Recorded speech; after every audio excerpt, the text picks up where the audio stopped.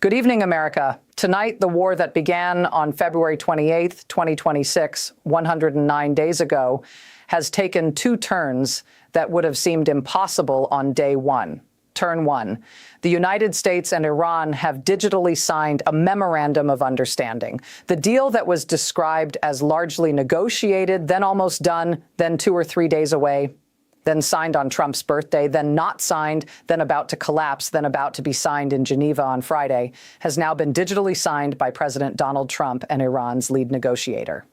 This war is entering what Trump himself is calling its second stage, turn two. In the same week he signed a peace deal with Iran, Donald Trump publicly called his closest ally, Benjamin Netanyahu, crazy. He said, "Without me, there would be no Israel." He told reporters at the G7 summit in France that Netanyahu has to be more responsible with respect to Lebanon. He accused Netanyahu of almost derailing the Iran peace deal entirely. And he said things about his so-called greatest friend that no American president has ever said publicly about an Israeli prime minister in the history of the U.S.-Israel alliance. Tonight, we are going to tell you everything, the signed deal. The $300 billion reconstruction fund that Vance confirmed and then denied on the same day. The fury from Trump's own supporters. The fury from MAGA. The fury from Fox News. The fury from Republican hawks. And the extraordinary public breakdown of the Trump-Netanyahu friendship that started a war together 109 days ago and is now ending it in the most dramatic and publicly hostile way imaginable. Stay with me, because tonight is the most important night of this entire war. Let us start with what has actually been signed, because the American people deserve to know exactly what their president agreed to in their name. The Memorandum of Understanding between the United States and Iran has been digitally signed. Trump confirmed it. He said the agreement has moved into the second stage. A formal signing ceremony is scheduled for Friday in Geneva, Switzerland, where Vance will represent the United States and Iran's delegation will formally put pen to paper. The exact text of the MOU has not yet been made public. Trump said he will send the eventual text to Congress for review. But here is what we know from senior U.S. officials, from Iran's state media, and from reporting by the Associated Press, CNN, PBS, and The Washington Post. The deal includes a ceasefire on all fronts, including Lebanon, with both Israel and Hezbollah agreeing to reciprocal cessation of attacks. The Lebanese embassy in Washington confirmed that Hezbollah has accepted the terms of a U.S. proposal for a reciprocal cessation of attacks, under which Israeli strikes on Beirut's southern suburbs would cease in exchange for Hezbollah refraining from carrying out attacks against Israel, with the framework to expand to all Lebanese territories. That is the Lebanon ceasefire that Iran has been demanding since day one of the peace negotiations. It is now in the framework. The Strait of Hormuz is being reopened to international commercial shipping. Trump, on his birthday, authorized the toll-free opening of the strait and simultaneously authorized the removal of the United States naval blockade. The deal includes a discussion of sanctions relief, frozen asset release, and a massive reconstruction fund for Iran, the details of which are now the center of the biggest domestic political fight this deal has produced. The nuclear question goes to 60 days of follow-on negotiations beginning immediately, and both sides have agreed not to attack each other during the implementation period. That is the deal. The war that began with 900 strikes in 12 hours is ending with a digital signature and a Geneva ceremony on Friday. And the reaction from Trump's own political base has been nothing short of a revolt. Let us now talk about the $300 billion reconstruction fund, because it is the single most explosive domestic political story of this entire peace process, and it deserves its complete honest telling tonight. On Monday morning, Vice President J.D. Vance appeared on CBS News with anchor Ed O'Keefe. O'Keefe asked him directly, "The Iranians are saying they are going to have access to a $300 billion reconstruction fund. True or false?" Vance answered, "That is the sort of thing they could have access to, funded by the Gulf Coast Coalition, so long as they honor their end of the obligation." Vance confirmed it on CBS News on camera to the entire country. Iran could access a $300 billion reconstruction fund if it honors the deal. The reaction was instantaneous and savage from Trump's own side. The Lincoln Project, the organization of Never Trump Republicans, published a post that went viral within minutes. They wrote, "We spent over $70 billion bombing Iran. We will spend $300 billion to rebuild them. We lost this war, and now we will be funding Iran." Former Republican Congressman Adam Kinzinger, who has been critical of Trump throughout his presidency, wrote, "The new art of the deal is out, and it is short. Give your opponent everything they ask for and declare victory." Jackson Hinkle, one of the most prominent pro-Trump commentators online, wrote, "Trump is the first leader in history to defeat a country 60 times and then be forced to pay them $300 billion. Mark Thiessen, the Fox News commentator who is described as a Trump whisperer because of his close alignment with the administration, went on Fox News and called the plan a disaster, using language so sharp it made headlines across every major outlet. And then the number began spreading with specific comparisons that made it even more damaging to the administration. The Lincoln Project published a list of what $300 billion could alternatively fund for Americans. Student debt elimination for 7.6 million Americans. An end to homelessness in America entirely. Health care subsidies for 22 million Americans for nearly a decade. Medicaid coverage for 3.2 million Americans for a decade. Food assistance for 41 million Americans. That list spread across every platform, reaching tens of millions of people within hours. Every American who has been told there is no money for health care, no money for student loans, no money for veterans' benefits, no money for infrastructure, suddenly saw the number 300 billion being attached to Iran reconstruction. And the fury was immediate, bipartisan, and enormous. Trump tried to contain the damage. He posted on Truth Social within hours of Vance's CBS appearance. Iran has agreed to never have a nuclear weapon. Also, the story that the U.S. is paying Iran $300 million is fake news put out by the Democrats.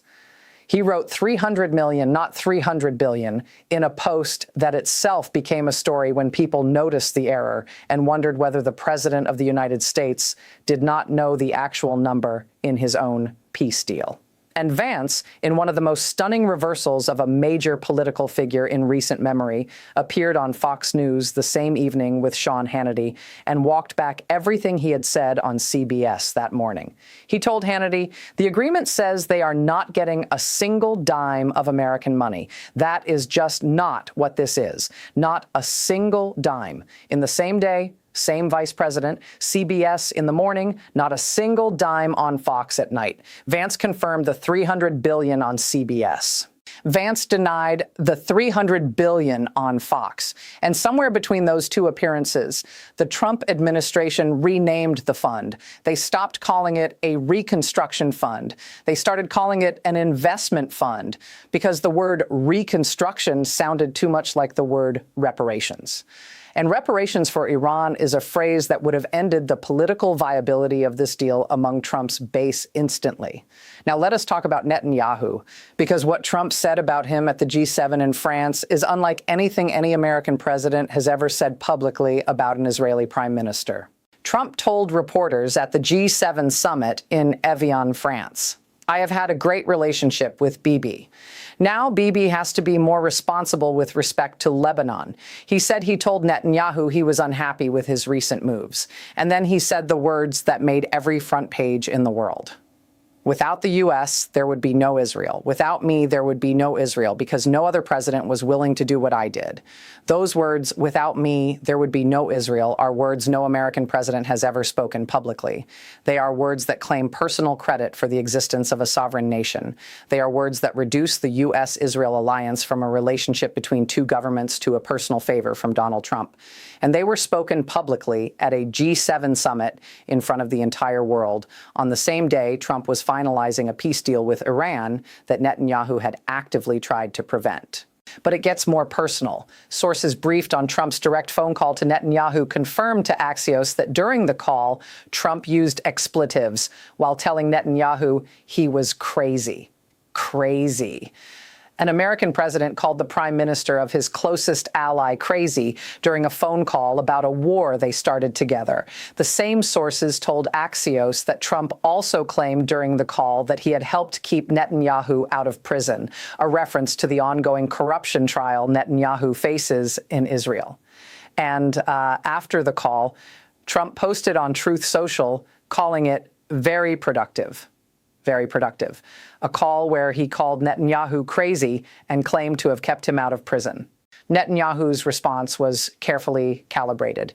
He gave a press conference in which he acknowledged he was not familiar with the exact details of the MOU. The Prime Minister of Israel, the country that started this war alongside the United States, does not know the exact details of the peace deal that ended it. He praised the joint U.S.-Israel operation for sparing Israel from nuclear annihilation. He said, if we had not acted when we did, and with the force we demonstrated in a historic partnership with President Trump and the U.S. military, Iran would already possess atomic bombs. He credited the war. He did not credit the deal. And then Israeli Defense Minister Israel Katz made clear what Israel's actual position is. He said the IDF will not withdraw from southern Lebanon, not today and not tomorrow. As long as he is the defense minister of Israel, it will not happen. Some Israeli officials went further, insisting publicly that Israel is not subject to the United States. Think about what that statement means. Israel is not subject to the United States. An Israeli official said that this week, after the United States and Iran signed a memorandum of understanding that includes a Lebanon ceasefire requiring both Israel and Hezbollah to stand down. Israel is saying publicly that it is not bound by a deal the United States signed. Netanyahu is saying he does not know the exact details of the deal, and Trump is calling Netanyahu crazy at the G7 summit. This is the state of the most important American alliance in the Middle East on the day the Iran war peace deal was digitally signed. Let us also look at what Trump's own supporters are saying, because the domestic political reaction to this deal from MAGA, from conservative media, and from the Republican Party base is something that would have seemed impossible 100 days ago. Senator Lindsey Graham, who was one of the most vocal supporters of going to war with Iran, said the deal as structured could be a disaster. Senator Roger Wicker, chairman of the Senate Armed Services Committee, has previously called the deal a disaster and said everything accomplished by Operation Epic Fury would be for naught. Former Secretary of State Mike Pompeo called it not remotely America first. Fox News commentators, the same commentators who were calling for maximum pressure on Iran just weeks ago, are now calling the $300 billion fund a disaster and questioning whether America actually won this war. Jackson Hinkle, a major MAGA influencer with millions of followers, is telling his audience Trump paid Iran $300 billion after bombing them for $70 billion. And ordinary Trump supporters who believed this war would end with Iran's unconditional surrender are now reading the deal details and asking the same question Senator Graham asked in May. Why was this war fought if this is where it ends? The answer, according to Eurasia Group analyst Gregory Brew, who was one of the first experts to say this publicly, is that Iran won the strategic outcome of this war even while losing the military battle. Iran had 21 to 22% of its pre-war missiles left, as Trump himself acknowledged. Iran's navy was largely sunk. Iran's air force was destroyed. And yet Iran will receive access to a reconstruction fund described at $300 billion, retain a form of Iranian management authority over the Strait of Hormuz during the normalization process, keep its nuclear enrichment program pending 60 days of talks, and keep its proxy networks in Lebanon, Yemen, and Iraq. Military defeat, strategic victory, that is the balance sheet of 109 days of war. Here is the full picture as of tonight, June 17th, 2026, day 109 of this war. The MOU has been digitally signed. A formal signing ceremony is scheduled for Geneva on Friday. Trump has called Netanyahu crazy and said without him, there would be no Israel. Netanyahu says he does not know the details of the deal and Israel will not withdraw from Lebanon. The $300 billion reconstruction fund triggered a MAGA revolt. Vance confirmed it on CBS and denied it on Fox the same day. Trump renamed it an investment fund. The Lebanon ceasefire framework is in the deal with Hezbollah accepting the terms. The nuclear question goes to 60-day follow-on talks. And America's own vice president cannot describe the same deal consistently on two different television programs in the same 12-hour period. America, here is my question for you tonight, and it is the most important one since this channel launched 24 days ago. Trump called Netanyahu crazy. He said, without me, there would be no Israel. He digitally signed a peace deal that Vance confirmed includes a $300 billion reconstruction fund for Iran, and then denied the same day. The war that began with 900 strikes and the promise of Iranian unconditional surrender is ending with a Geneva signing ceremony and a reconstruction fund that could pay off every student loan in America twice over. Here is my direct question to you. Do you believe Trump won this war? Or do you believe, as the Lincoln Project put it, that America spent $70 billion bombing Iran and is now paying $300 billion to rebuild it? Drop your answer in the comments right now. This is the defining question of this entire 109-day war. Subscribe and turn on notifications. Friday's signing ceremony in Geneva is the next chapter, and we will be here every single moment of it.